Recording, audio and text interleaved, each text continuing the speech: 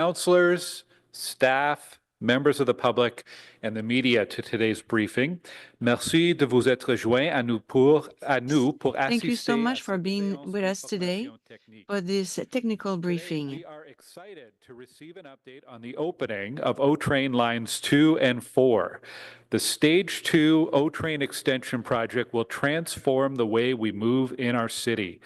The new extensions build on the existing Line 1 to connect more of our communities east, west, and south.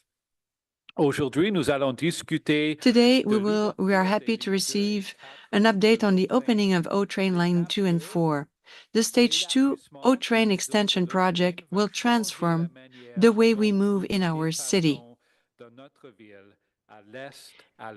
The new extension will connect us in the east, west, and south. New Stadler Flirt trains moving across 19 kilometers on Line 2 makes light rail transit accessible to more communities in Ottawa. The upgrades include higher capacity trains, longer platforms at stations, and enhanced connectivity for active transportation. And the new network connects to 3 park and ride lots at Bowesville, Leitrim, and Greenboro, creating new accessible spaces for customers. Line 4 stretches 4 kilometers and provides a connection to the airport, making it easier for travelers, airport employees, and residents to explore our city. Les changements comprennent l'augmentation de la capacité. The changes include higher capacity trains, longer platforms at stations, and enhanced connectivity for active transportation. The Line 4 stretches 4 kilometers and provides a connection to the airport, making it easier for travelers, airport employees, and residents to explore our city. I am excited, and we are excited to be so close to opening the first of our Stage 2 extensions. In October, we gathered here to announce the start of trial running for the South Extension. And as we've previously heard, trial running provided valuable insights for both OC TRANSPO and Transit Next, and adjustments are being made to enhance the system's reliability before we open for passenger service. Over the next few weeks, the OC TRANSPO team will continue working with Transit Next to ensure that lines 2 and 4 are ready for the public. Au cours des prochaines semaines, l'équipe d'OC TRANSPO Over the next few weeks, the OC TRANSPO team will work with TransitNet and provide with some enhancement so that line 2 and 4 are ready for the public. To riding the new system firsthand, and I'd like to express my thanks to the entire Transit Services team for their dedication in ensuring the system is both safe and reliable. Thank you. With us today from the Transit Services Department to deliver the presentation, we have René Amilcar, the General Manager, Richard Holder, Director of Rail Construction, Troy Charter, Director of Transit Service Delivery and Rail Operations, Pat Scrimger, Director of Transit Customer Systems and Planning, and Amanda Thompson, Manager of Strategic Communications. They'll be available to answer your questions today. After the briefing, I'll open the floor to questions from councillors who are here in the room and online. You'll each have one question and one follow-up. And if time permits, we can do some additional questions as well. And when members of council have asked their questions, we'll take a short recess before resuming with media availability. Et je cède maintenant la parole à Madame René. I now give the floor to René Amilcar. Thank you so much. Hello, everyone. I'm very happy and very proud to be in front of you. This is a very important day for us. To be here with you today with the update you have all been waiting for. Today, we will be bringing you up to speed on the results of trial running and substantial completion, and outlining the plan and date for opening. Next slide, please. I would like to begin today by taking a moment to reflect on the journey that has brought us here. Transit in Ottawa has come a long way. In 2001, the original O-Train opened as a single-track line running north to south. This pilot project was intended to demonstrate the viability of rail in Ottawa and set the stage for the evolution of our public transportation system. In 2014, it was renamed Trillium Line. For many years, the Trillium Line served the community well, providing reliable service for customers, including many college and university students. This success eventually contributed to support for the Confederation Line project to begin building a light rail transit network in Ottawa. Since the system was growing, a new, clear identity system for the O-Train network was required that uses numbers and colors to improve refining for transit customers. And so today, while the line is now called O-Train Lines 2 and 4, our goal is to build on the strong story of the Trillium Line with enhanced features and an extended length to serve new and growing communities in the South. We didn't get here without a lot of hard work. Over the past 4 years, we have taken our time to ensure that the system is built right, applied lessons learned throughout each phase of the project, and tested the system from an early stage to build up the confidence that it will be reliable and safe. We have also actioned the recommendations from the public inquiry report, as well as our own lessons learned and the recommendations from third-party reviews. We haven't rushed this. We took the time required to ensure throughout testing, practice, and preparation. We have also developed a close, collaborative relationship with TransitNext to ensure that as we enter the operations and maintenance phase, we are both fully ready.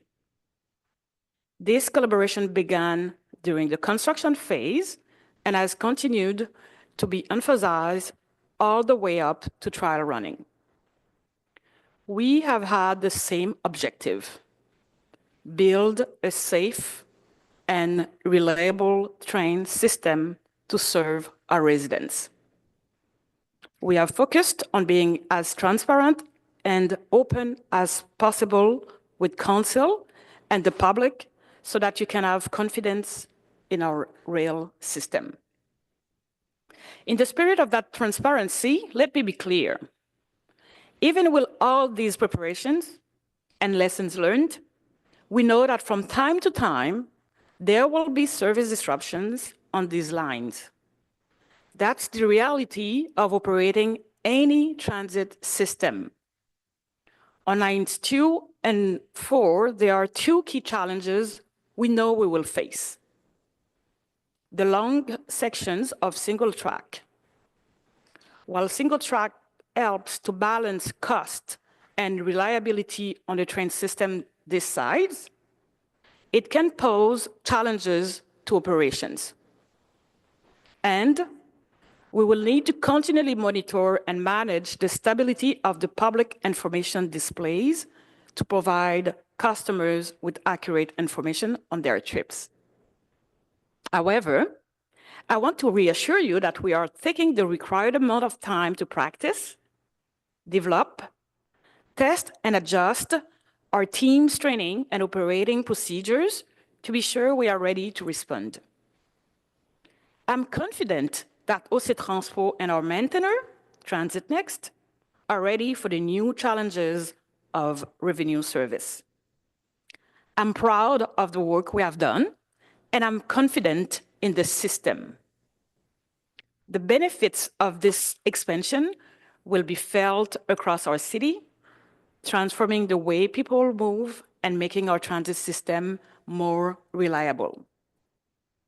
By extending our transit network to more communities, we are transforming Ottawa, making it an even better place to live, work, and play.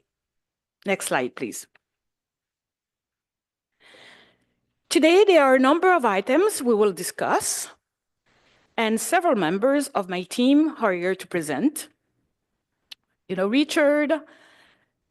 Richard will go over the results of trial running, substantial completion, and the regulatory reviews required to launch lines 2 and 4.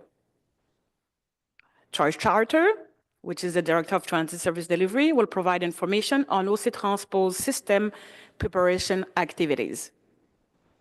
Pat will provide information on bus service through the launch. Finally, Amanda Thompson will talk about how we are supporting customers during the opening of these new lines. In addition, representatives from Ricardo are available virtually to answer any questions you may have.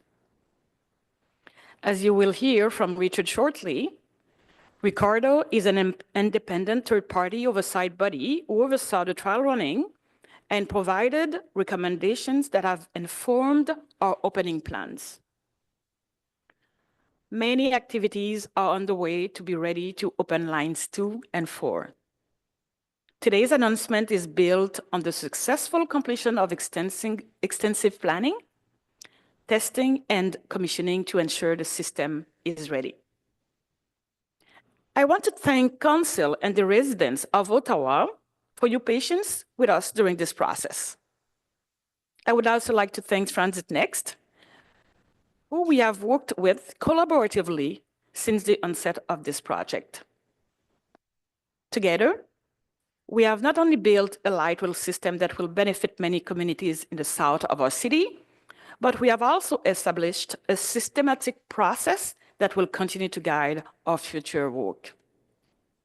We look forward to continuing our work together over the maintenance period of lines 2 and 4. Now, I would like to turn the presentation over to Richard Holder. Richard, s'il vous plaît. Merci, Renee, and good morning, everyone.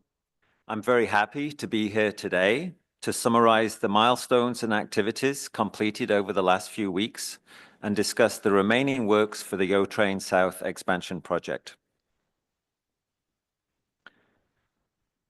Next slide, please.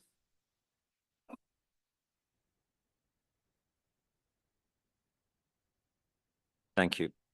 So as a reminder, there was a 14-day trial running period to assess on-time performance of Transit Next. The chart here shows that trial running results were very strong, and Transit Next successfully completed the first 14 days with a 99.5% 14-day rolling average, exceeding the required 98.5%.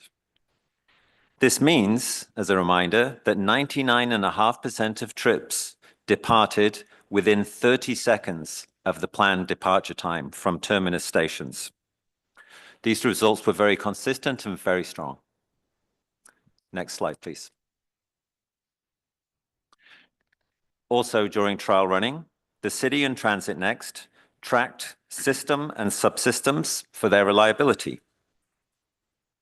To give you an idea of the scope of the overall railway system, approximately 13,400 assets were monitored across the system, and the results showed us that there were very low levels of failures within those subsystems and devices. During this time, there were 3 types of issues that impacted Transit Next's 99.5% on-time performance.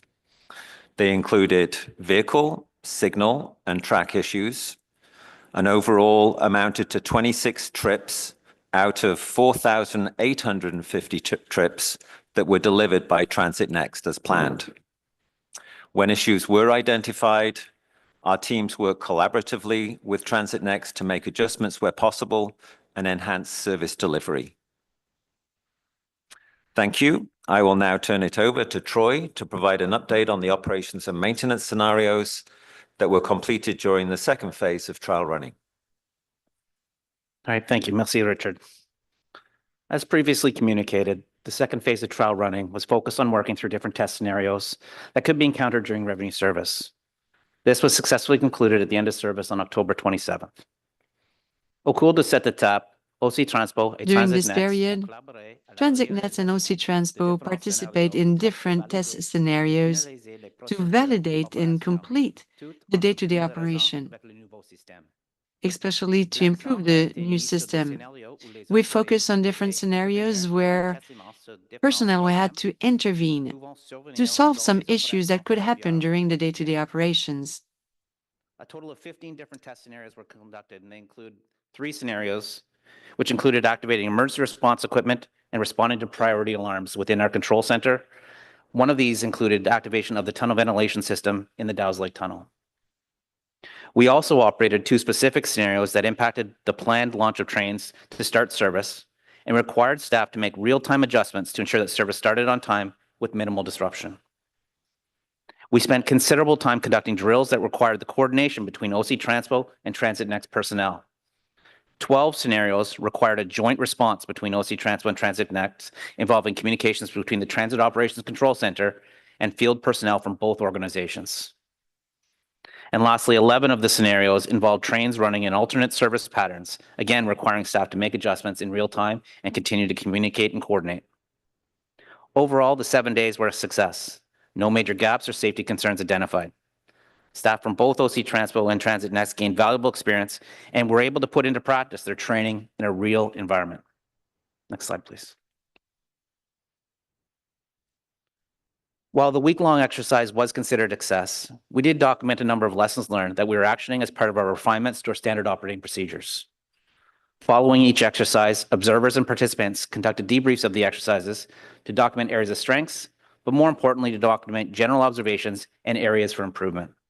The observations from the debriefs were grouped into 4 broad categories.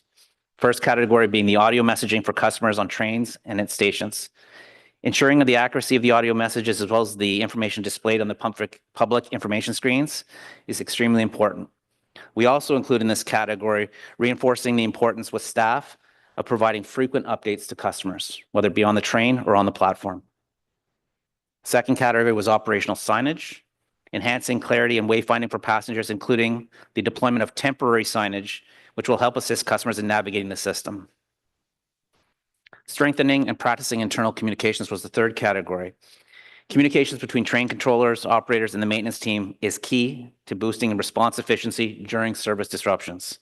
A high degree of communication is required in responding to incidents, and continued practice on the radio protocols will serve to ensure that all our parties receive the information they need in a timely manner and are kept up to date. And lastly, the fourth category was our alternate service plans. So based on our observations, some of our alternate service plans, or what we call diversions, have been adjusted to ensure more seamless and reliable service. I'll now pass things back to Mr. Holder. Okay, thank you, Troy. Throughout every step of this project, we have had independent third-party oversight. I want to focus on the oversight that was provided during the trial running period. So we had 4 key consulting teams that were providing oversight during trial running. The first is Ricardo Rail. Ricardo Rail worked as a system integration verifier, but importantly, they provided oversight during the trial running period. Ricardo Rail participated in the daily trial running meetings, as well as having personnel in the field to review the system performance. AECOM was involved, providing oversight of all maintenance activities. So their main duties were looking at the work that was taking place within the MSF during the overnight engineering hours, as well as other activities on the line. SENA is our independent safety auditor, and they have the responsibility of ensuring compliance with all safety requirements on this project. And AW Hooker is the independent certifier. They verify all our certifications for payment to Transit Next, but importantly here, they validated the trial running and confirmed that the trial running objectives have been achieved. All of these independent and third-party experts brought unique expertise and insights, and their input and recommendations were and continue to be implemented in all aspects of this project. Next slide, please. So based on observations during trial running, Ricardo Rail provided key recommendations for a successful launch of lines 2 and 4. At a high level, some of the actions that we are taking in response to these recommendations include having ongoing practice for our operational staff. As you will hear from Troy, we want to make sure that the appropriate response to any disruptions becomes automatic for our teams, and that comes through practice. Another key recommendation was to introduce the system to a group of volunteers. And this is why, as you will hear later, we had a large dress rehearsal last weekend with a large number of city staff and family members.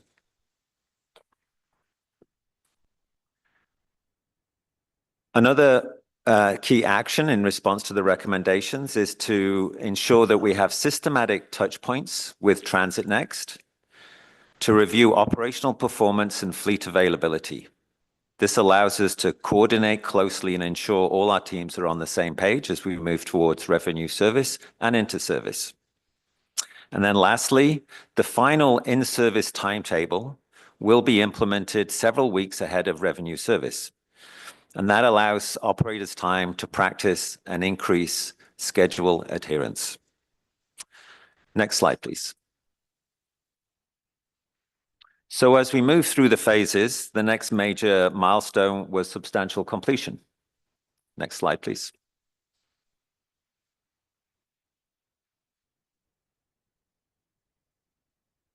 So a thorough and detailed review process was followed to achieve substantial completion. Transit Next submitted their substantial completion notice to the city on November the 14th. The city reviewed their submission, provided an assessment to Transit Next and the independent certifier, and then the independent certifier reviewed Transit Next's submission and the city's assessment. Ultimately, the independent certifier issued a substantial completion certificate on November the 26th. This milestone means that all major project elements were completed. Next slide. As is typical on all construction projects, achieving substantial completion also means that there may well be minor deficiencies that are completed after substantial completion. On this project, there are a number of items that will be outstanding. We are working hard with Transit Next to get as many done in the next few weeks as we can, but some items will remain until next year. So a summary of the more important issues, we have switch enhancements at Gladstone, which will improve operations and improve the quality of the ride for operators and for passengers. We have work to do on a hotbox detection system. Hunt Club roadworks were delayed until next year because of the onset of the winter conditions. We have modifications to the ringing volume of the train bells at stations. And we have two important items that we are working hard to have resolved before revenue service. So building the reliability of the passenger information displays and the replacement of several defective sensors in the elevators. As I said, we're aiming to have this work completed prior to the start of revenue service. And other items like topsoil and tree planting and landscaping items will occur early next year. Next slide, please. So moving on to the next phase, the regulatory review process. Next slide, please. Our teams have been working to advance the required safety oversight elements and regulatory certificates needed for revenue service. There are two key safety oversight elements that Transit Next must provide. The first was the submission by Transit Next of the safety case, which has been received by the city. The second is the receipt of the final report from Transit Next and a review of Transit Next safety case by the city's independent safety auditor. This is a requirement for revenue service. Lines 2 and 4 are federally regulated, and OC TRANSPO has now obtained the two regulatory certificates that are required. They include the Certificate of Fitness by the Canadian Transportation Agency and an updated Railway Operating Certificate by Transport Canada. Before I hand it over to Troy to talk about system preparations, I want to say a big thank you to the multiple teams that have been working around the clock to get us to where we are today. Your dedication and professionalism has brought us to the success that we have now. Thank you, and over to Troy. All right, thank you again, Richard. So we're at the system preparations phase, and while we're progressing through the substantial completion and all the regulatory reviews and all that final work that Mr. Holder was talking about, our team is also working concurrently on the final system preparation activities. Next slide, please. One of our main preparedness activities was the dress rehearsal, which was conducted on Saturday, November 30th. It was a huge success and a significant milestone for our department as we prepare for the opening. Similar to my colleague, I'd like to start by extending a heartfelt thanks to everyone that organized and participated in the dress rehearsal. There has been a significant effort and dedication to get us here, and we appreciate all the hard work that made it possible. More than 500 volunteers and staff took part, providing OC TRANSPO with the opportunity to observe how customers interacted with various parts of the system. In addition to operating the service for the first time with passengers on board, the dress rehearsal included a wide range of different scenarios that are likely to occur during service. A few of the scenarios included responding to a medical event, a lost child, an elevator outage, as well as the deployment of temporary signage. Next slide, please. We take a critical view when we conduct drills and exercises and look for areas where we can continue to refine and update our responses, our procedures, and our training. Staff have gathered initial feedback, and debriefs from the dress rehearsal are well underway. However, I can share that we've identified a few initial lessons learned, which include making minor adjustments, as well as continued familiarization with the train schedules, enhancing communication for efficient responses to disruptions, and continuing to familiarize our team with the various standard operating procedures in various conditions and situations. Following the debriefs which are ongoing, we'll continue to make any necessary adjustments that may be required. Next slide, please. As we prepare for revenue service, we continue to review and update our standard operating procedures and perform additional drills and exercises. This includes the launch and reduction of trains each day, and troubleshooting common train issues, such as responding to a train door and managing service recovery after a brief delay. Those are just a few of the exercises. At launch, our staff will be well prepared. They will have the experience in responding to these common issues prior to entering revenue service. We have recently completed one of two additional emergency response exercises planned involving our emergency response partners. On November 27th, we completed an emergency exercise involving a train in the Dowds Lake Tunnel. The remaining exercise to conduct is a situation where emergency responders will need to cross the rail line to respond to an emergency at the Ottawa airport and will be scheduled in the coming days. In addition to our operational drills and exercises, we are currently conducting system familiarization tours with staff and key stakeholders, such as our special constable unit, who will require firsthand knowledge of the rail line and the related systems. Additionally, we will be conducting tours with community accessibility stakeholder groups. Over the coming weeks, we'll be conducting drills, exercises, and ongoing training, all with the collective focus on operational preparedness. All this work is consistent with the advice and guidance from third-party experts, as well as is consistent with industry practices and findings from the public inquiry. Next slide, please. So again, as we continue to approach revenue service, our focus remains on continuing to build the reliability and experience in operating the rail line in all modes and weather conditions. The rail line, as Madame Emmacard mentioned, features long sections of single tracking, making switches and switch heater infrastructure essential for maintaining service reliability. We have experienced good performance of the switches and the gas-powered switch heaters, a lesson learned from Line 1. And now that we are in the winter season, we have an opportunity to further confirm reliability as well as maintenance practices. In addition to the drills and exercises previously mentioned, we'll be also conducting winter exercises. These exercises will help both operators, controllers, as well as TransitNext personnel to become more familiar with how the system performs in winter conditions, especially our new diesel rail operators who have not operated during the winter season. During this final preparations period, and as my colleague mentioned, we are working collaboratively on improving the stability and reliability of the passenger information display systems, as well as the replacement of the defective elevator sensors at some stations. Furthermore, we're continuing to invest in our operating staff. We're continuing to practice and develop our teams, continuing with the ongoing recruitment and training activities to ensure the long-term stability of the system. Next slide, please. And lastly, and prior to turning things over to Ma'am Amakar, we have a few pictures here from this week's snow event, which was a great opportunity to experience the system in adverse condition. Overall, the system ran well. Trains launched on time, operated on schedule throughout the entire day without any significant disruptions, and all track and rail infrastructure, including the switches and switch heaters, functioned as intended. I'll now pass things over to Ma'am Amakar. Thank you. Merci beaucoup, Troy.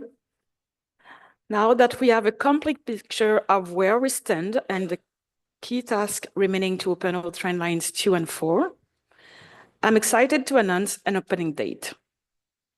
I would like to personally thank my entire team for their hard work and collaboration that has brought us to this major milestone. Thank you to my colleagues in the rail construction program, transit service delivery, and rail operations, and everyone at OC TRANSPO. I would also like to thank our customers, who I know have been waiting for today's announcement. We are excited to bring the O train to Ottawa's southern communities, the airport, Carleton University, and other key destinations. Roulement de tambour. Next slide, please.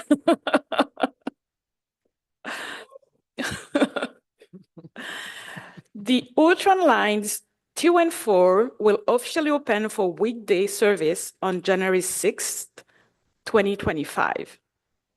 This marks the first extension of the Stage 2 expansion project to open, a milestone we have all been looking forward to. Next slide, please. Starting on January 6, O train lines 2 and 4 will open with 5-day service, running Mondays to Fridays.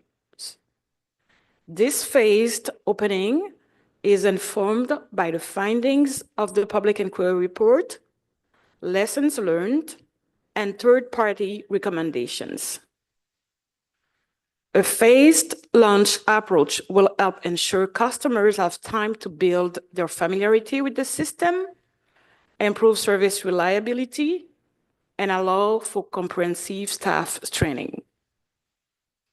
In addition, launching a major system change in winter is not a common practice in the transit industry, as the inclement weather adds extra complexity for operations teams and for customers. The phased opening of O train lines 2 and 4 will assist our team to better prepare to manage any service disruptions and allow customers time to build familiarity with their new trips. Customer experience and safety are our top priorities.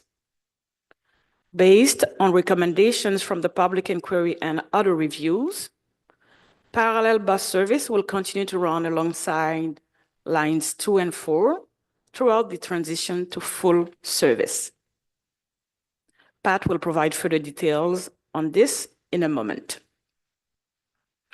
As Richard mentioned earlier, we have incorporated feedback from Ricardo and have set criteria that we need to meet before expanding service to include weekends. Each phase will take a minimum of 2 weeks. Throughout this time, staff will assess the system to ensure it will deliver a positive customer experience. Once the system demonstrates the performance we expect, then we will expand to the next phase of service. Before implementing the next phase, information will be communicated on various channels to inform customers of the expanding service. Next slide, please. The phased approach follows lessons learned from the public inquiry, you know now, recommendations from Ricardo, and has proven successful in other cities. I think it's not a secret for everyone that I'm the president of the International Association of Public Transport, and I have the opportunity to speak with many different transit agencies from around the world. Many new systems have taken a phased approach to opening new lines. Some examples include Riyadh Metro in Saudi Arabia is undergoing a 4-week phased launch from December 1st to January 5th. In Paris, the Réseau Express Régional used a phased launch in 2024 with reduced service hours and limited number of trains.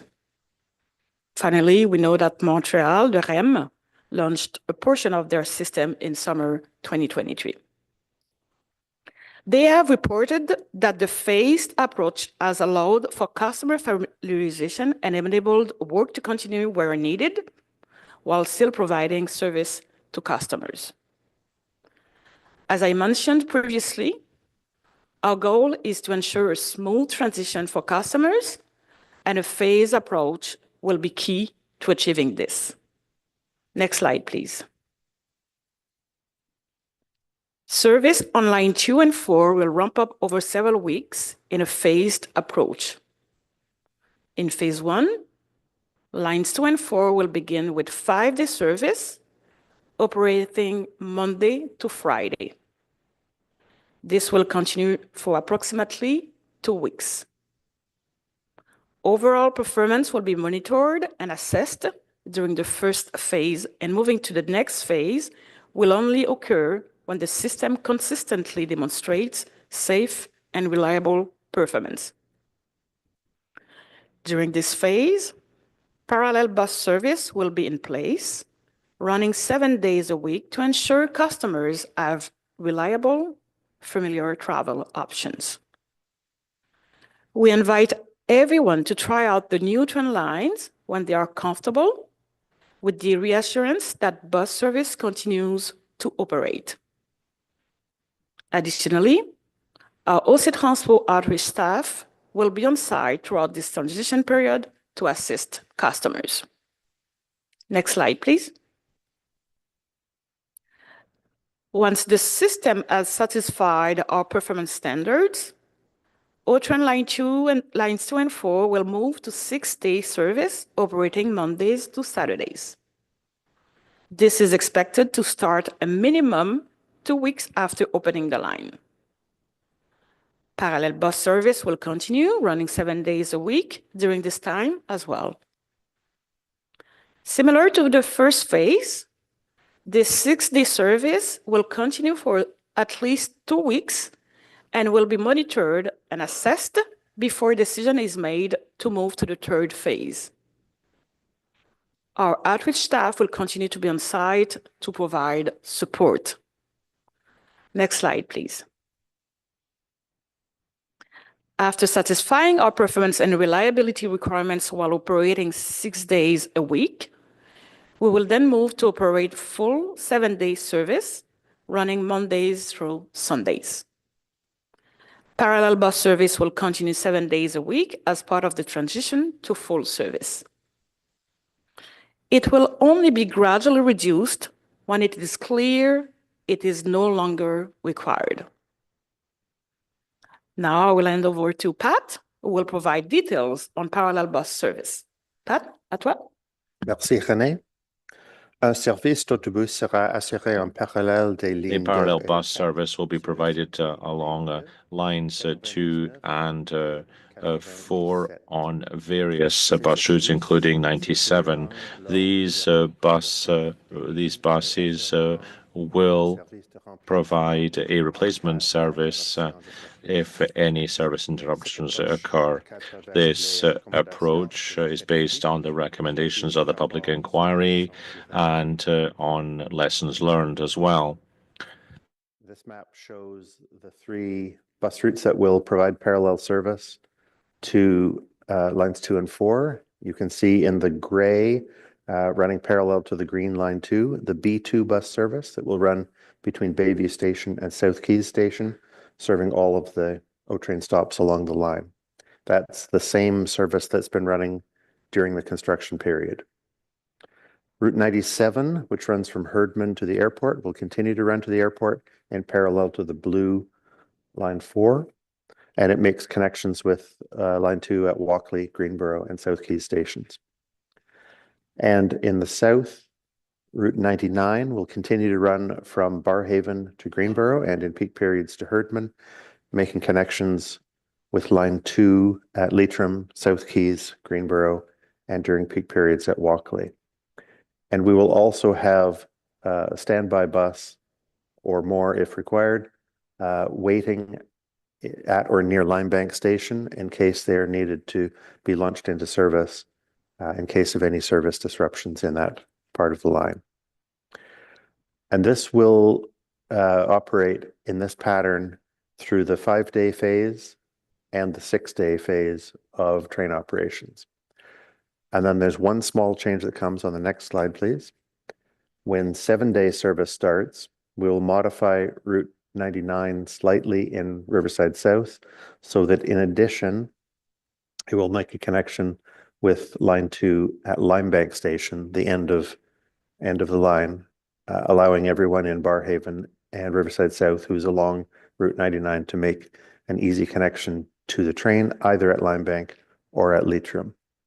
And then later on in the spring, in April, when we begin the New Ways to Bus, new bus route network, that's when we will bring more bus routes into all of the connecting points, all of the stations along the line for the full integration of the bus system with the 2 new O-Train lines. And so now I will pass over to my colleague Amanda Thompson. Merci, Pat. Comme l'a mentionné René, nous sommes As ravis Renee de has said, pouvoir we're accueillir very, les very différents pleased services to be de able to TRANSPO. launch While we lines while 2 opening these and lines is 4. exciting, we also recognize that it does mean change for many of our transit customers. So over the next few slides, I'll provide an update on our plans to support customers and ensure they have all the information they need to confidently use the new train lines and bus connections. Next slide, please. Our top priority is to provide customers with the information and support they need to successfully navigate their trip as the South Extensions open over these 3 phases. This means that we'll be meeting customers where they are and providing them with the resources and tools they need to understand and plan their trip during this exciting change. Over the past month, we've started to implement our customer education and marketing plan. On your screen right now, you can see a few examples of the advertising campaign that's already begun. Our advertising is tailored to key customer groups who will use lines 2 and 4, like students, workers, or families, and also to promote some of the important connections that the train will provide, for instance, to the airport or to Carleton University. The visibility of this campaign will be increasing over the next few weeks and will continue throughout the phased opening. Next slide, please. We've divided our campaign into 3 phases. This approach ensures that it's flexible, robust, informative, and supports and prioritizes customers to navigate the new system and the changes to their trips. In the first phase, which is already underway, we have been raising awareness of the upcoming launch and sharing information. Updates have been available through frequent messages across many channels and directing customers to the resources available on octranspo.com. Beginning today, we're transitioning into the second phase of the campaign. The focus here is to ensure customers are prepared and informed about the phased opening of lines 2 and 4, ongoing parallel bus service, and when decisions are made to extend rail service to both 6 and on to 7 days. For our customers, this means they will see more prominent and detailed customer information. It will include information on the opening date, the phased opening of lines 2 and 4, and the parallel bus service. It will also include important trip planning tools, including the travel planner and the transit app, which will be important for customers to plan their trips in advance of the line going into service. In this phase, we will also be doing additional advertising across social media, billboards, and digital spaces. Another way we're reaching customers will be by distributing information brochures on our buses, at customer service centers, and at the Ottawa Airport. To help ensure we are reaching every customer who may be affected and also to encourage new riders, we have developed a partner toolkit which has essential messaging that our partners will be able to share with their networks. One of those key partners is Carleton University, where students and faculty will be receiving newsletters and digital resources in order to get up to speed about how their trip to campus will change in 2025. As part of our partnership, we will also have student-focused ads online and on digital screens across campuses to help build awareness and ensure everyone knows where to find resources to plan their trip on octranspo.com. This second phase will be continuing until January the 6th, at which point we will move into the third phase of the campaign. This phase will include additional advertising on radio, print, bus shelters, and more. The full variety of campaign messages will be released at this point during this phase in order to reach a broader audience across the city.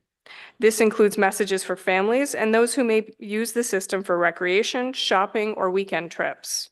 Our goal is to encourage new riders to try the system and make it a regular part of their travels. We are also planning to send a mail out to 120,000 households near the new lines, and will also be distributing a brochure at park and ride lots to inform those nearby residents and encourage new customers to try transit.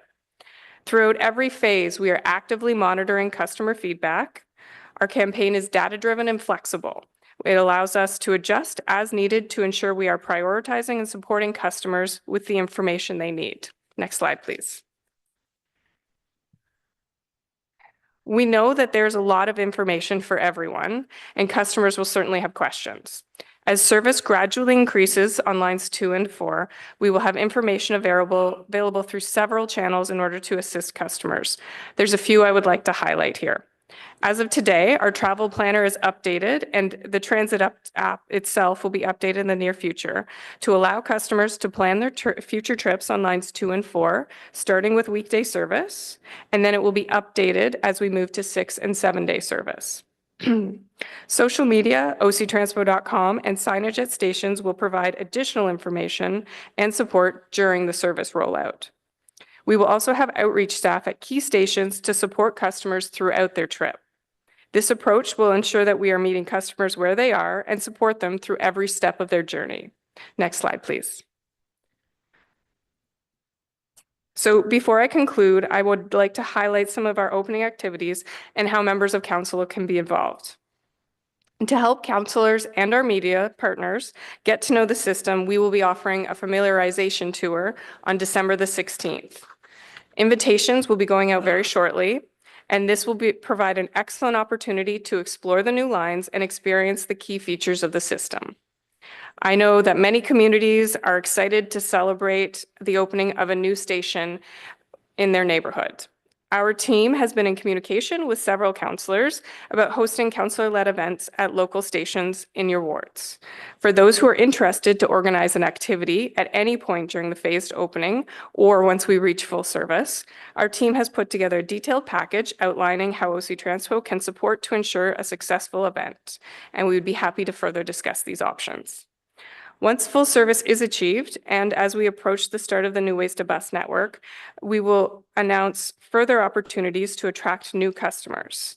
And finally, we continue to look forward to hosting a marquee event that will take place once the system has demonstrated reliability and is operating 7 days a week and in alignment with the New Ways to Bus network. Après plusieurs années de planification et de After several years of construction and preparation, we're very happy to have reached this new stage. We're now ready to welcome and support passengers. And now to give the floor to Renee. Thanks, Amanda. This is something that we don't talk about much, which is very, very important in such a big project, I think. From today's presentation. First and foremost, thank you for attending today's technical briefing and listening to our presentation. I know this is a lot of detail and complexity. I look forward to welcoming councillors and media to a familiarization tour on December 16th. We will open lines 2 and 4 in 3 phases, beginning on January 6th with weekday service. We will then gradually expand to 6 and full 7-day service as the system demonstrates it is consistently achieving our expectations for reliability and performance. Throughout this time, parallel bus service will continue. Finally, the new ways-to-bus network will be implemented in April 2025. This will mark a major transformation of our entire transit system. Our goal throughout this time is to make this a positive transition for customers. This planned and measured approach is essential for ensuring we get it right. It allows us to adapt to the new system in phases, giving everyone, including customers and employees, time to adjust while continuing to offer bus service. As we come to a close, I want to once again express my gratitude to the entire OC TRANSPO team for their dedication to get this project to this point. I know that, like me, you are excited and proud of this accomplishment. The opening of lines 2 and 4 marks a major milestone as the completion of the first extension to the O-Train network. This is a testament to the hard work of our teams, but our efforts don't stop here. As the new lines open to the public, our team will continue to work to ensure a smooth and successful launch of lines 2 and 4 and the other extensions in the coming years. This is an exciting time for OC TRANSPO, and I look forward to welcoming both returning and new customers to try the new system in a few weeks. Maintenant, je vais ouvrir I'd now like to give the floor to all those who might have questions. Thank you. Thank you. Merci. Amanda, Pat, Troy, Richard, Thank and you, Renee. Amanda, Being here Pat, this morning. Richard, and We're going to Renee. start with questions from councillors, and we'll start with councillors who are in the room. If you have a question, just raise your hand. I think we have a microphone for you that we'll bring over. Yes, and then if there's any councillors online, please raise your hand on Zoom, and I'll watch for hands. Councillor Leeper, you had the first hand up, so over to you. And thank you very much for giving us that date. I am extremely excited to ride the train in particularly when it opens for passenger service, and I'm pleased January 6th looks like it's a return to class for the Carleton University students, so that's good news for them, obviously. Madame Amilcar, vous avez dit que I'm sorry, I have to do it in English. You will move between phases of the running when it is consistently meeting expectations for reliability and service. I'm just wondering what those expectations are and how they will be as transparently communicated as during the trial phase. Merci.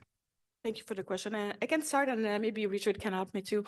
So we know that we have done so far very great with the trial running, substantial completion, everything, but we know that we can expect problems with the train and with the transit as a whole. So we want to make sure that we will monitor everything, and we will take our time to make sure that when we launch for 7 days, it will because we will have fixed everything that would need to be fixed. However, we don't know at this time what kind of things that we will need to face. So that's why we have to take a smooth approach to make sure that we get familiarization with the system as well, even if we have been working for months, for years now. But now everything is integrated, and now we have a real timetable. We have operators, and we have to put everything together to make sure that everything is almost perfect, I would say. Richard, would you like to add something? Yeah, thank you, Renee, and thanks for the question. So there's a couple of key items. So the first one, as we say repeatedly, safety. So if there are any incidents that are considered to be of a safety concern, then we would certainly take a pause. We would want to do an investigation, get to a root cause to make sure that we would not have any reoccurrence of any kind of safety issue. The other item is related to how Transit Next has to achieve their performance targets once we're in service. So we talked about the trial running criteria, which was on-time performance. That was just for trial running. When we move into revenue service, the metric and the key performance indicator that we're looking at is the kilometers achieved on a day-by-day basis. And there are a number of planned kilometers, and then there is the kilometers that are achieved by Transit Next. And we'd be looking at the end of, so we'll run for 2 weeks, the 5 days and the 5 days, and we'll be monitoring the kilometers achieved, and we'll be looking for that 98% target for kilometers achieved before we kind of feel comfortable about moving to the next phase. And that metric is a good kind of overall key indicator of the performance of the system. If we're having problems with the system, if there's anything that's causing interruptions, we would not be achieving those kind of that high bar of 98%. And the second part of the question was, how will that be communicated as transparently as it was during the trial running in terms of how they're meeting those expectations, or we are meeting those expectations? Sure. The first week, we will have daily media avail to be able to explain what happened the day before, and etc. And then we will probably send a memo after each phase. If it's required before, we'll do that for sure. We will explain why we are confident to move to the next phase. So we'll keep you posted as we used to, and you will be well informed. We'll go to online. Councillor Menard. Thanks very much, Chair, and to staff for the update. That's helpful. I know we don't get too many questions here. Just you mentioned the incentives to follow. It's something I've been trying to work with staff on wherever possible. Great to see a letter being sent out to Carleton University students and updates for staff. Obviously, going to be a major user of that line. But you mentioned further, I guess, incentives to get back on transit, and maybe some people have been hesitant. I think this is a perfect time to promote that and to try transit again if people have been staying away from it. So, what timing was that for, and what might that actually look like? Thank you, Chair, for the question. We absolutely need to make sure that the reliability is very, very well maintained before to do that. So that's why after the 3 phases, we will propose something to probably via the Transit Commission, where what we can do to welcome people and maybe, bring this incentive, as you said, to welcome new customers.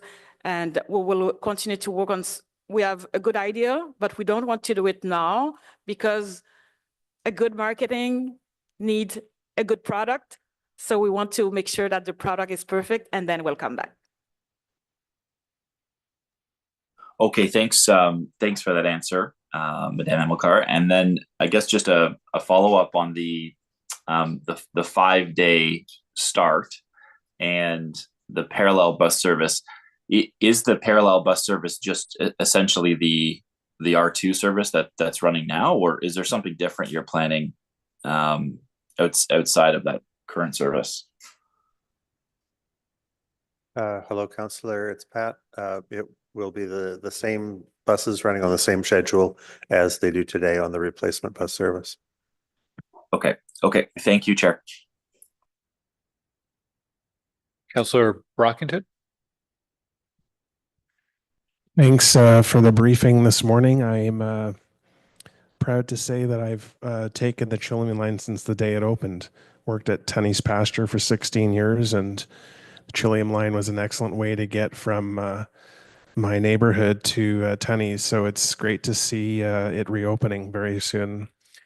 I think the sentiment from many that are hearing the news now is that if we've been testing for 2 years, if you deem the line ready and open and safe, it should open 7 days a week, not 5. And so I really need you to take that away, that if the line is ready and open, it's going to be a bit of a jagged opening for some. Is it open this day? Which day is it closed? And I think the expectations starting with it opening is that it would be open 7 days a week. So I understand how you've explained it today and what you are trying to accomplish. But if the line is ready, if everyone and the independent certifiers have said we're ready to go, it really should be open 7 days a week. So I think that's some of the pushback you might hear from the public today and in the next few days. Thank you.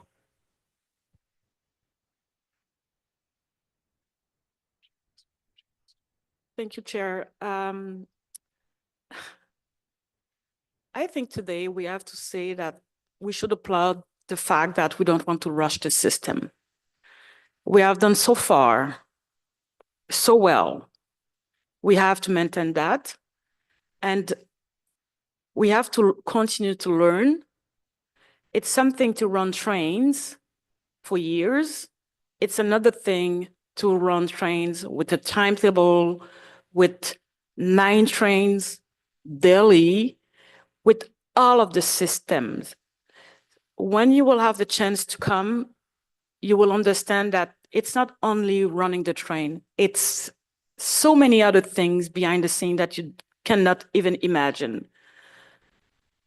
The TOCC is a good example where we have controllers, we have consultants that help us to make sure that everything is perfect. The fact that the Trillium line is totally different than the conversion line. You must run the trains on the Trillium line. So the rules are so important. A tiny, tiny error can stop everything. We want to give this confidence to our people, and it's recommended everywhere. I had the chance to speak with a lot of leaders around the world. This approach is the best approach to make sure that we build the confidence, that we build the reliability, and then people will come. Councillor Carr, did you have a question? Yeah. Yes, thank you very much, Chair. And thank you for this presentation this morning. During trial running, we read media reports that there were times when there weren't enough operators to run the trains. How many operators have been trained on the Trillium line when we go into effect?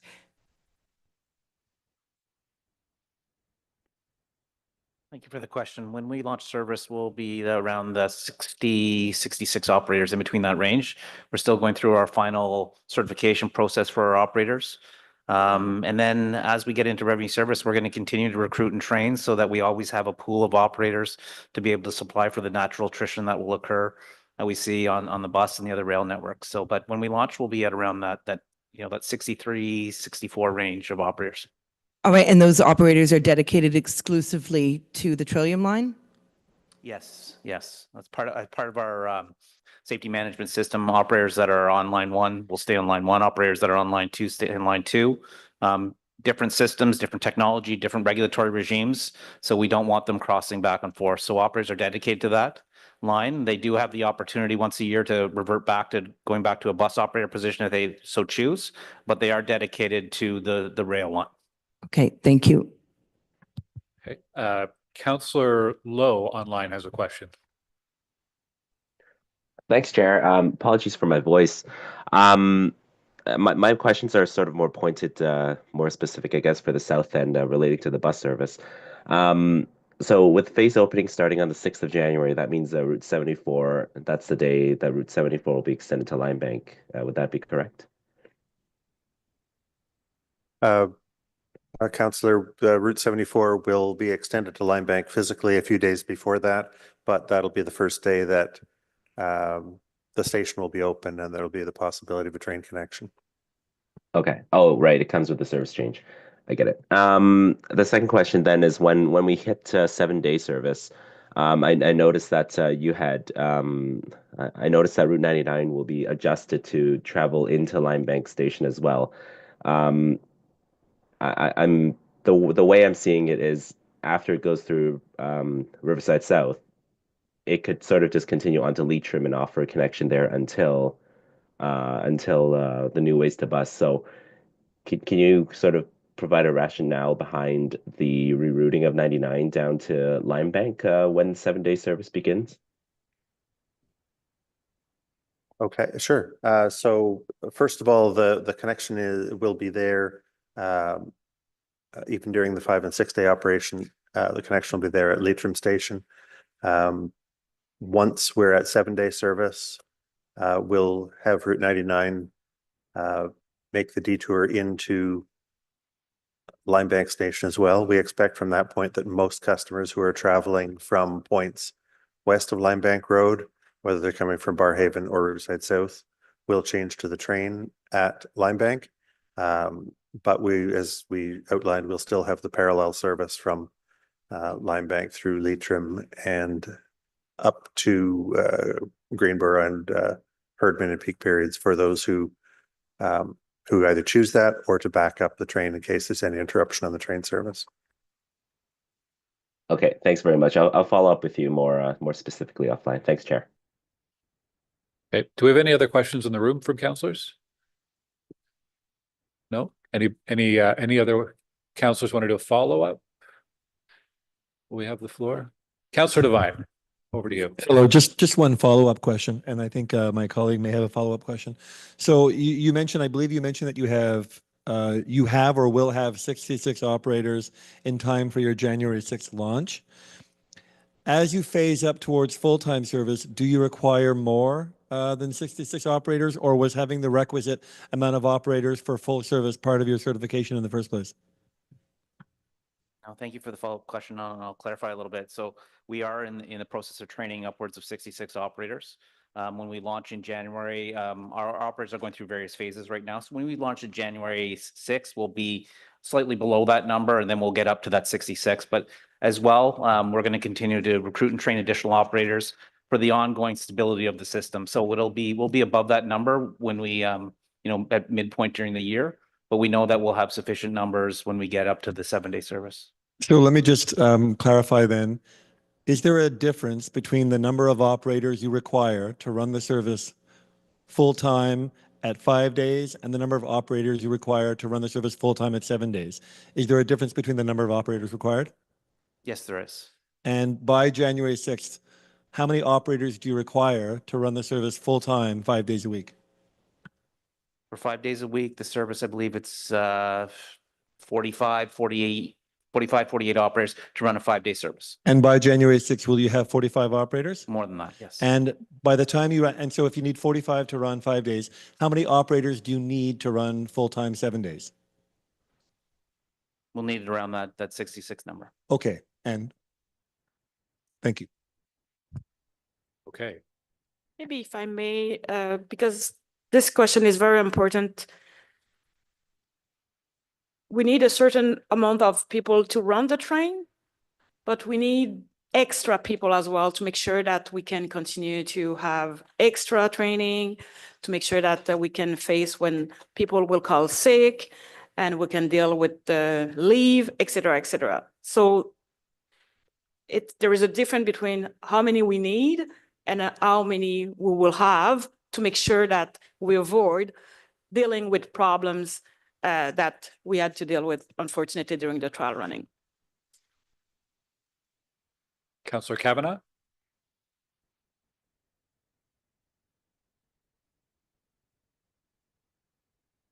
Thank you very much.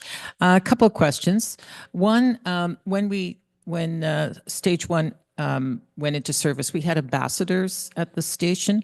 You're saying OC TRANSPO staff, but are they going to be ambassadors that are going to be running for a while? I mean, in terms of being there for like the first couple of weeks? Thank you for the question. So it's not named the same program as we had in stage one when we called them ambassadors, but we will have outreach staff present at our stations throughout the phased opening. Okay, so 5 days a week. Well, what are the hours? Can you remind us what the hours will be?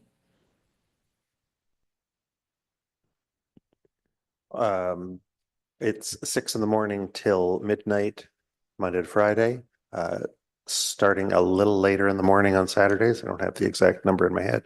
And then on Sundays, it starts a little later and it finishes a little earlier. So I think it's 6:30 to midnight on Saturdays, and I think it's about 8 until 11 on Sundays, but we can check those details. Okay, so it'll be the hours that will be the regular hours that you'll be running. So there's not shortened at all. That's right. It's exactly the hours. Okay, thank you.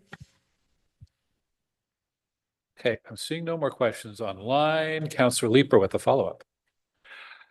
So there was some discussion during the run-up to this about a presentation to council. Do you consider that this technical briefing is your communication to council of your plans? Thank you, Chair, for the question. So this technical briefing is one of, and we'll send a memo to councillors today to have a recap and to let you know what we just shared, but we will have a written document. Okay, so but it won't be on the agenda of a committee or council meeting. Okay. It's not supposed to. Okay, merci. Okay, so that concludes our councillor Q&A. We're going to take a short break and then Katrina will take over to moderate the media Q&A. Thank you, everyone.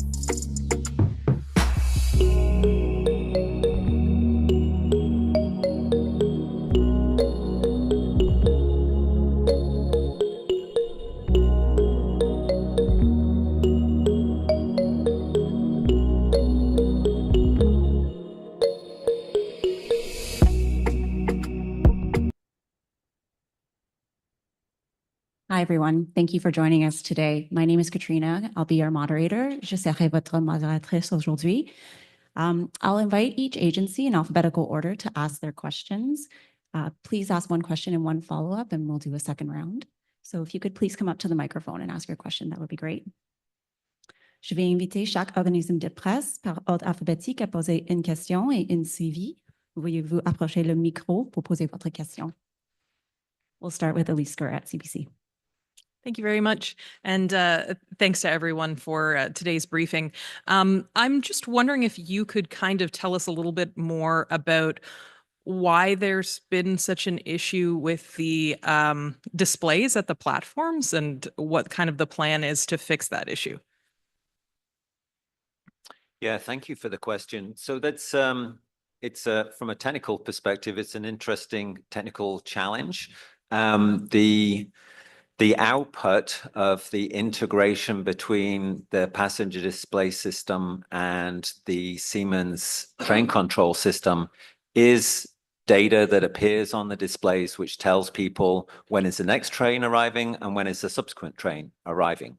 In order for the passenger information system to work efficiently with very few errors, it receives data from the train control system.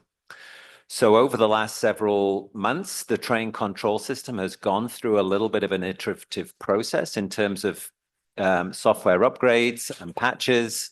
And every time that we do a patch on the Siemens train control system, that has an impact on the company's software that is responsible for the passenger information display system.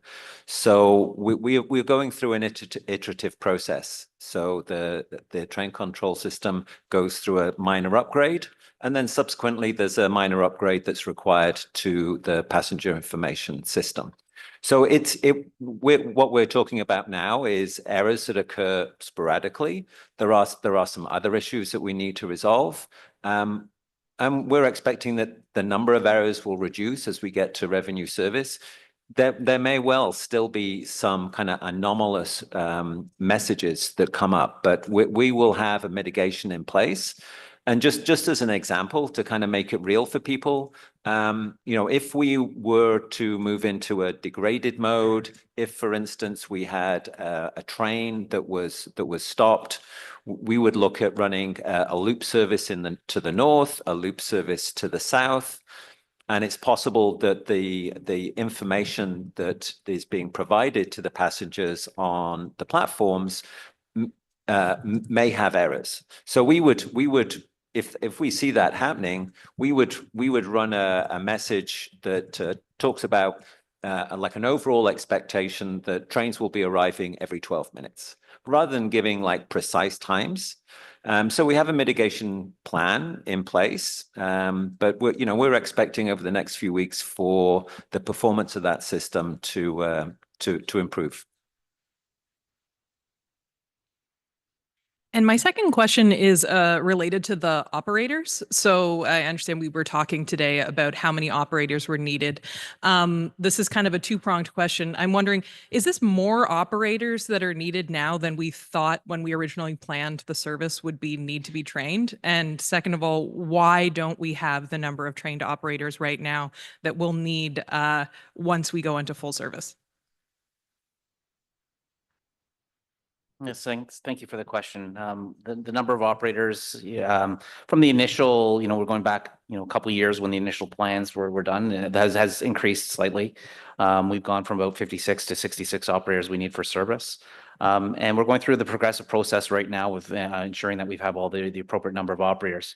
The bare bones minimum number of operators, and this is where you get into that tricky math in terms of you're looking at the number of operators, the number of shifts that you have per day, and then you have to cover days off over a 7-day cycle, and then you got to factor in things like vacation and as Madame Amilcar mentioned, there's going to be requirements for refresher training and all those sort of things that can come up when you're in revenue service. So the bare bones number of operators that you would need would be that 41 number, but then you build in the things like operators required for vacation, for refresher training, for day-to-day fluctuations and absenteeism, and then you got some contractual obligations. So we'll have the right number of operators that we need to start service. And then we're continuing to build up those numbers and continue to build more operational flexibility and sustainability for the long term.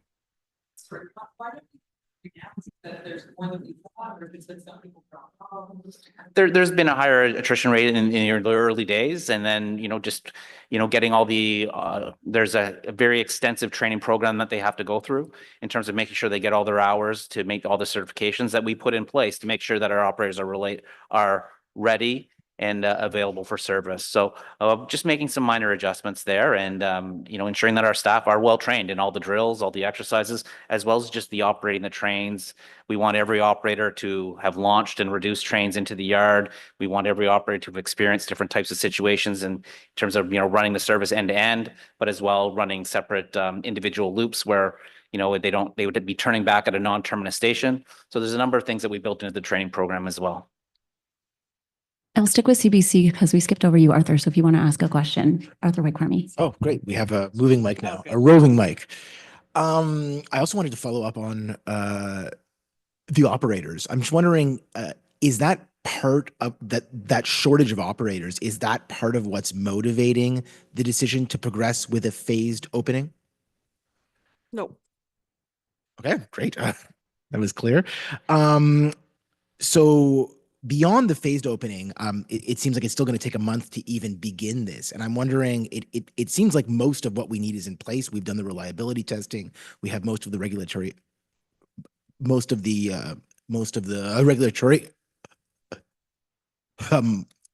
certificates. So why do we still require one more month to even begin this process?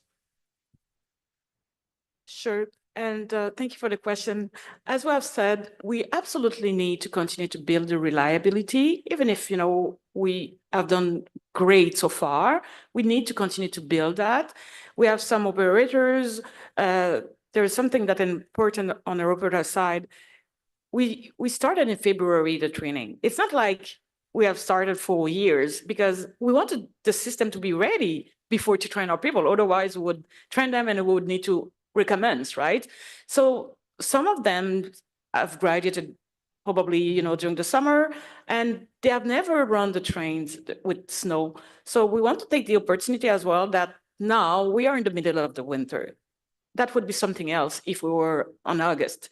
But the winter is imminent, is there. And we have this chance, for me, it's a chance. So we will practice to make sure that everything is okay before to open to passengers. And we don't want to have to deal with the first stop train because of the switch with passengers if we have the opportunity to deal with that without passengers. The fact that we received snow this week, it was perfect. So people did very well, etc. So those things are very important. And seriously, we are lucky because, as I said, we don't typically open trains during the winter time, but we have this opportunity. We will take it. We will take advantage of that, and we will do it very, very slowly but surely. Thank you. I'm Natalie Van Roy at CTV.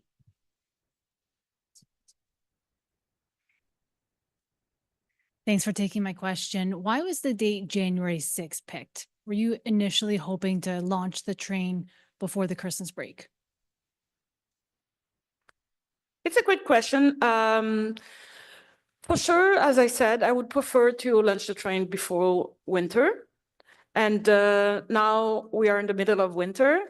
We have this opportunity to run trains without passengers. It's very, very good. And we'll open on January 6th.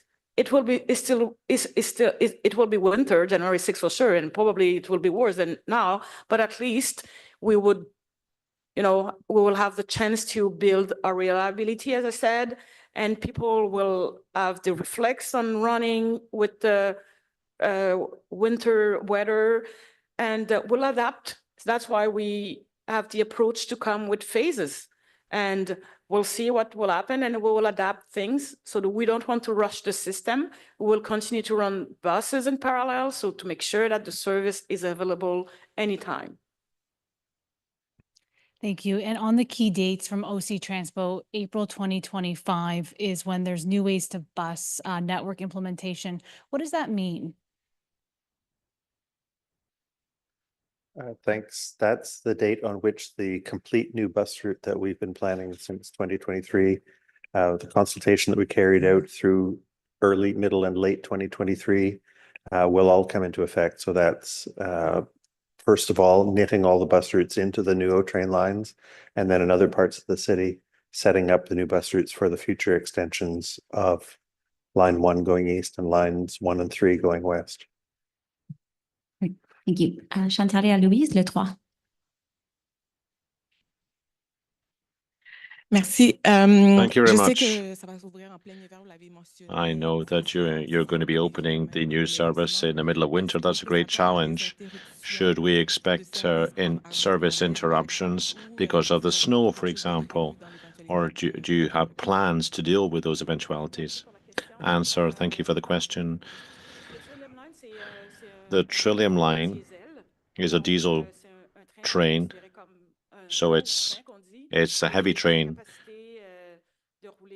and its ability to function in the snow is very good. We also know that it's a single track system in some places, so if a switch fails, we could have an issue. And this is why we've taken a phased approach, because we wanted to be able to provide the parallel bus service as well. If something happens, if there's a disruption, people will be able to transfer to the bus. This is the approach we've taken. There will be issues. That's clear. And I'll repeat it again. There will be issues. It's inevitable. What we're working on now is our ability to resolve these issues quickly to limit the impact on clients and passengers. In the three-step phased in, after that phase, will Transit Next still be involved? And how long will they be involved? Well, thank you for your question. Transit Next, there's Transit Next construction and Transit Next maintenance. Transit Next construction will stop being involved after they've resolved the minor deficiencies, but Transit Next maintenance will continue to maintain the track, the vehicles, etc. So they'll be working with us for the next 27 years. All right, thank you. Hi, this is a question for Mr. Holder. If I heard you right, when you said one of the things that you're going to be monitoring or working on over the next month or so are hotbox detection systems. Can you elaborate on that? Is that something on the track or is it on the vehicles themselves? Yeah, thank you for the question. So there was new regulations that were brought into effect that required the Trillium line to have a hotbox detection system. So this detection system will be a piece of equipment that is on the wayside adjacent to the track, and it will be measuring the temperature of the axles as the trains run over that wayside piece of equipment. And so it's like an early warning system for any buildup or any excessive heat that we see in the axles. So we've gone through the process of doing the design, seeking out, going through a tender process to get a company to install that system. And we're expecting that system to be installed in early part of next year. Are they on the Confederation line as well? Because that's where you've had problems with access? No, this is a requirement that applies to the Trillium line project, lines 2 and 4. Thank you. And the second question to Madame Amilcar, and I pose this to Councillor Leeper as well, but when the Confederation line was launched, there was a period where there was no fares, a free service for people to get people acclimatized to the train. Was that something that was considered for the Trillium line, and why isn't it being done this time? Thank you for the question. So as I said, I will come back with something after building the reliability of the system. We'll come back with something for the public.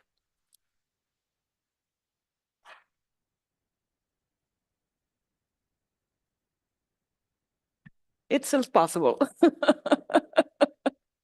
Thank you. Amadou Berry from Radio-Canada. Radio-Canada. Okay, Frédéric, today. Frédéric Pépin. I have a question. A question for all of you. During the testing period, there was Thanksgiving. That was problematic for you. There weren't enough drivers, operators for all sorts of reasons. It was a holiday. Has that played a role in the date chosen for the opening, the 6th of January? There's Christmas, the New Year. That would have been problematic. And could this problem arise again during spring break or during other holidays, for example, throughout the year? Thank you for your question. It didn't. It wasn't something we took into account. We're opening it in winter. We want to do it gradually.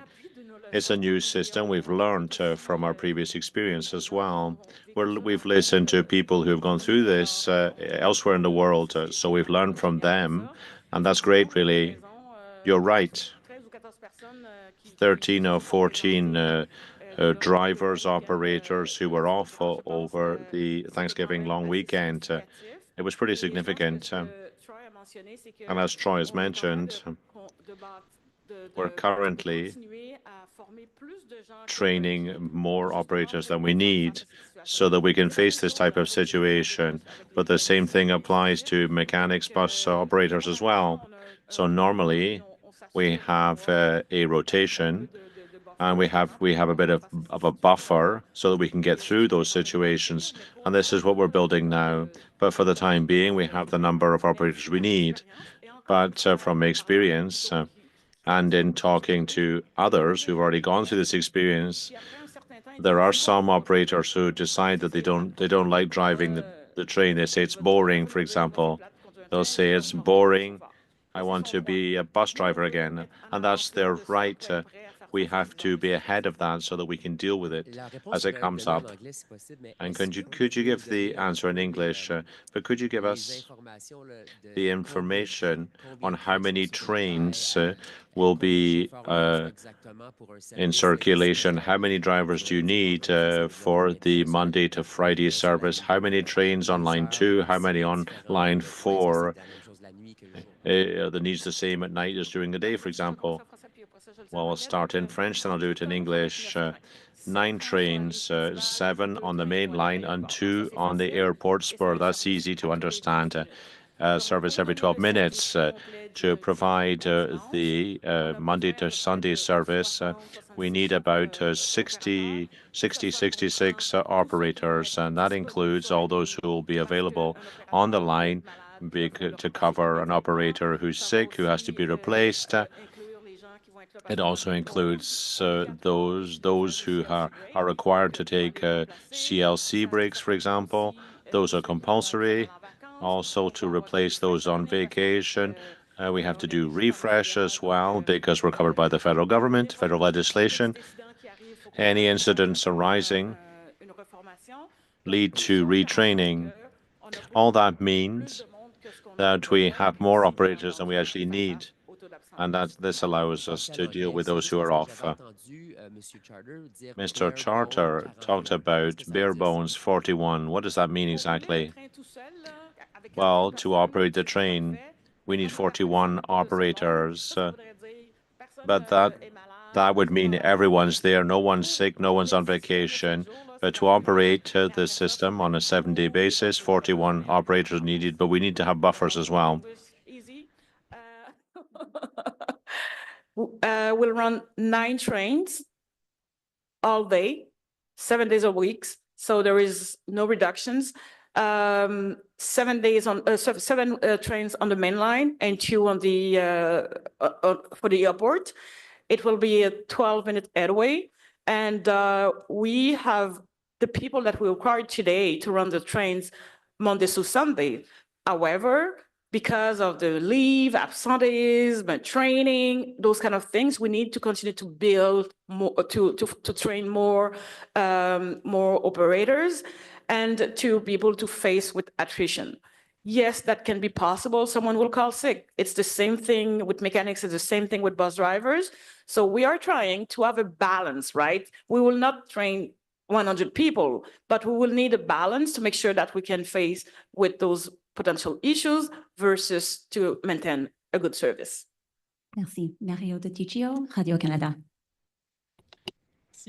Radio-Canada. Madame Amilcar, Ms. Amilcar, est-ce qu'on a des objectifs d'achalandage? do you have any ridership goals or targets? How many passengers do you expect to be using the train? Thanks for the question. Well, the trains can hold 500 passengers. We hope to fill them, of course. The current service is provided by bus. We hope that these people will transfer to the train, but we also hope to attract new passengers because the train doesn't have to deal with traffic. You know all the advantages of a train. That's what we hope. This is why we're adopting a step-by-step approach, because we want to build the reliability to attract new passengers. We want to keep the passengers we have and to attract new ones. And how do we do that? Is by offering a good service. How many people are taking the buses that currently serve this route? Do you know that? Do you have those figures? Well, we can get that information and we can provide that to you. You explained in English why you have adopted your phased approach, starting with a 5-day service. What will you do to make sure that you don't give people the impression that it's not completely open or a complete comprehensive service? That's a good question. Well, I would say this isn't based on an opinion. It has to be based on fact. Experts in transit say this is what you have to do. People might have their own opinion, but it's not. We don't make decisions based on opinions, but rather on facts. And we're doing what experts have advised us to do, because we want to be among the best in the world ourselves. Can we get through this round of questions? Because we still have a few people we have to get to, and then we're going to come back. So, Shane Seguin, Rail Fans. Thank you for taking our questions today, and happy that we have an opening date. It's a big milestone, so congratulations. My question, I guess, probably goes to Mr. Holder. With the phased opening, and there was mention of extended or enhanced engineering hours, what kind of things are you going to be looking for during or to take advantage of those hours to complete, to maintain, and to inspect? Yeah, thank you for the question. So, we talk about that period for the first 4 weeks as being like a soft launch. So, there is what do we mean by a soft launch? We really want to give everybody the best chance of success of extremely reliable service. So that goes for the operators, but it also goes for Transit Next maintenance team as well. So, typically they just have a few hours in the evening from when service finishes to when vehicles launch in the morning to do the required maintenance. And so what we offer in terms of our soft launch, they will have the Saturday and Sunday for 2 weeks to be really comfortable about achieving all their maintenance tasks. They have to do all their preventative maintenance, but they may also be doing some responsive maintenance to issues that they see. And especially with the winter, providing challenges for switches and other track infrastructure, it just gives them that a little bit of extra time to be able to deal with things in the first couple of weeks. And so that's, we will take away that time. So at the beginning, they'll have the Saturday, Sunday for 2 weeks, then that'll drop to the Sunday. And then ultimately, when we go into revenue service, we'll be back to like the contractual state, which is they have to complete all their preventative maintenance during the engineering hours.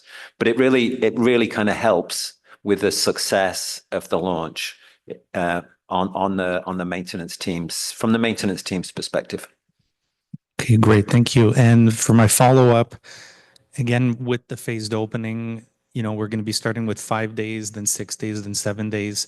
What kind of communication will there be for passengers and customers knowing what to expect? Because obviously that can affect their trip and their whole experience on the whole system if they're not sure of what's going on a particular day. Thank you for that question. So absolutely, yes, we need to get information to customers well in advance prior to making that change to the 6 and eventually to the full day service. So there will be advanced information once that decision is made, provided to council via a memo, which will also be shared with the media. There will be information available on OC Transpo's website, on our social media platforms. And then I would highly encourage everyone to check the travel planner or to use the transit app, because that information will be uploaded into both of those platforms right away. And customers will be able to go in and actually plan their trip in advance of the 6 and then 7 day service being implemented on the line, so that they know well in advance what that trip will look like on the weekends when that service begins. Thank you. Then we'll go to Luke at Capital Current. Hi, how are you guys today? Thank you for the briefing. I am a Carleton student myself, and I was just wondering how efficient the service will run and how often it will come onto campus and how many students it can hold.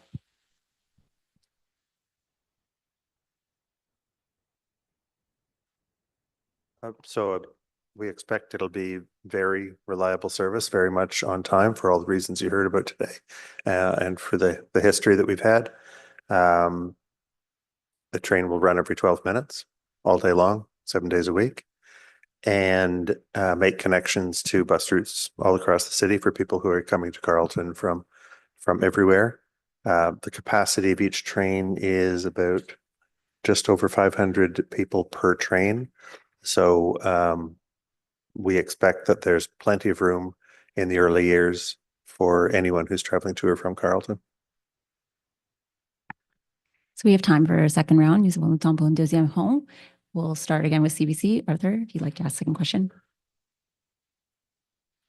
Hard to repeat the answer about how this decision to move forward with the phased opening was made, not on the basis of an opinion, but on the basis of facts. Just what you said to Mario's question.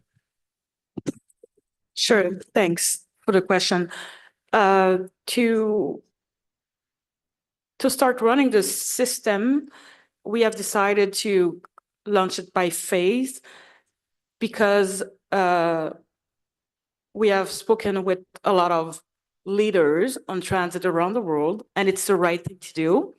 And I used to say that it's not an opinion. It's not someone who can say, "Oh, you should do this." It's factual. It's rational. It's what is need to be done. So we are doing that. Elise? Sure. So I guess my basic question is just if, Madame Amilcar, if you could just provide some kind of direct response to the residents that I know will be kind of disappointed that they're not going to be able to get on the service before Christmas. Thanks for the question. Because we want to be on the 6th ready to go, and we want to be able to say that we have done the maximum of things to make sure that the service is reliable. I think it's important for City TRANSPO to make sure that we will be able to achieve that, because it's important. People have been waiting for years now for this service. We don't want to rush it. We know when we rush the service, we know what can happen. We don't want to be in that situation. That doesn't mean we will not have to deal with issues, but at least we would fix most of them, and we would give us time to make sure that by running the system, we can capture things without passengers instead of capturing them with passengers. Thank you. Natalie, if you have a second question? No. Okay. Chantalia? No. Blair Crawford? Oh, no. You can go to Amit. A question again for Madame Amilcar. A few weeks ago, or maybe a month or so ago, when testing was beginning, I asked you how you were feeling about it, and your answer was focused. And I assume you're still focused now, but this is a big day for you. Can you elaborate on your personal feelings now to have reached this milestone? Thank you for the question. My new word now, it's rational, factual.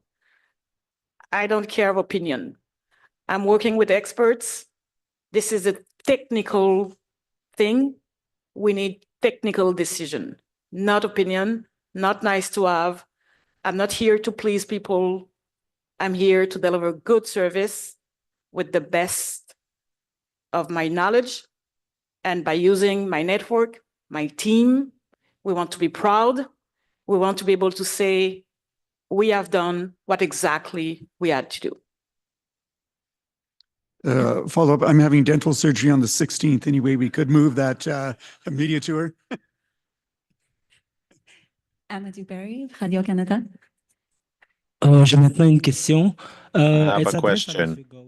The question's from Mr. Gower. I'd like to know what you think of the phased launch. Well, it's a careful approach, a prudent and rational approach to share Ms. Amilcar's word, and it's designed to make sure that we have a reliable system right from the outset. We're all looking forward to launching service. I'm looking forward myself to take the opportunity next week to ride the train myself. But this approach is the right one to make sure that when we launch revenue service, that they'll have a reliable system and service. Les expériences qu'on connaît sur l'ensemble du réseau, est-ce que vous pensez que la Do confiance you du think that public trust will be there? Well, Transit Next and the OC TRANSPO team have taken pains to practice, to test. So we really have confidence that we will have a reliable system, and with a reliable system, the public will follow. They'll have confidence in it too. Frédéric Pépin, Radio-Canada. No? Okay, Chantalia. Chantal? On parle beaucoup de prudence, de rationalité. You've talked about being rational, about being careful. Don't you think there's a danger that you're being too careful, too prudent, that people might use OC TRANSPO less? Don't you think it's a risk? It looks to me like it's a risk. Thank you for your question. Well, I don't think we can ever be too careful, but at one point you have to take the jump, right? That's why I was saying that we have to be based on facts. We have to use facts, knowledge, experience. We can't have an opinion. That's not how things work because we're dealing with a very complex and highly technical system. This is why our decisions have to be the same. And I will repeat it, reiterate it today. We will have problems. That's inevitable. If there's one thing I'm sure of is that we will have issues. However, we want to make sure that the teams be drilled so that they can deal with these issues very quickly to minimize the impact on users. Thank you very much.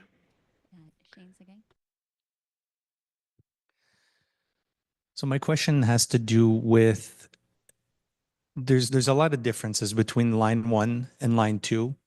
Being a phased approach, taking your time, all the transparency, the different elements that are in place on line 2, such as, already starting with like gas and propane switch heaters compared to electric. There's no overhead wire, not rushing things. Can you just elaborate a little bit on the confidence you have in the system and the approach that's being taken to make sure that when it starts, that obviously it's a rail system, there's going to be issues no matter what, and in any city, how it's going to be vastly different from what happened with line 1, what confidence and elements are in place to make a bigger difference?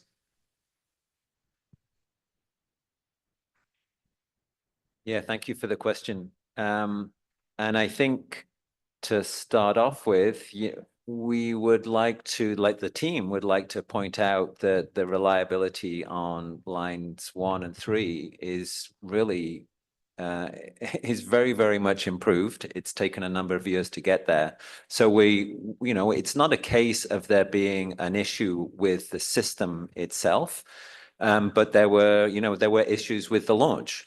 But now lines 1 and 3 are working very, very, very effectively. The reliability is great. And we've come through a winter storm. We've had many winter storms. We've had some bad days associated with freezing rain, but we feel like we're in a position now to mitigate a lot of the issues that have occurred in the past in the first couple of years of operation.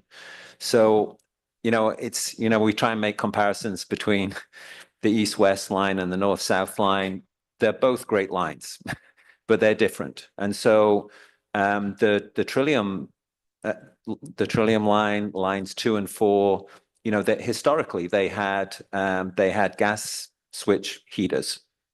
So, and in terms of the location and the fact that we have diesel trains operating on the system, it's a whole different way of designing the system in terms of the electrification. So on lines 1 and 3, east-west, we have traction power substations. There was big hydro upgrades. So we have a lot of power there that helps to support the electric switch heaters. There are some locations where those electric switch heaters did not perform that well. And so we took action and we made improvements. On the South line, we haven't gone through that big kind of electrical upgrade because it's not necessary. So gas makes sense. So it's just like a couple of examples where it's not necessarily a case of one being better than the other. It's that they're different systems. We have almost like a heavy rail, commuter rail type of vehicle that's operating on the South line. It's diesel. It's very different to the kind of tram train that we have running with the Citadis on the east-west line. So when we make comparisons, that they are different, but we have confidence in both systems. And in terms of the confidence level now in lines 2 and 4, we've been running trains for years on the line out towards Linebank. And so we've had operators running to a timetable for many, many months. We've closely tracking the reliability all the way down to the device level. And all the metrics are pointing to a system that it is performing very reliably. As you said, all transit systems have their issues and things may crop up, and we know that things will crop up, but our ability to deal with those, I think, is going to be very strong. Great. Thank you very much. Great. And Luke at Capital Current, second follow-up question. Okay. Thank you, everyone. This concludes our media availability. Ceci conclut le point de presse aujourd'hui.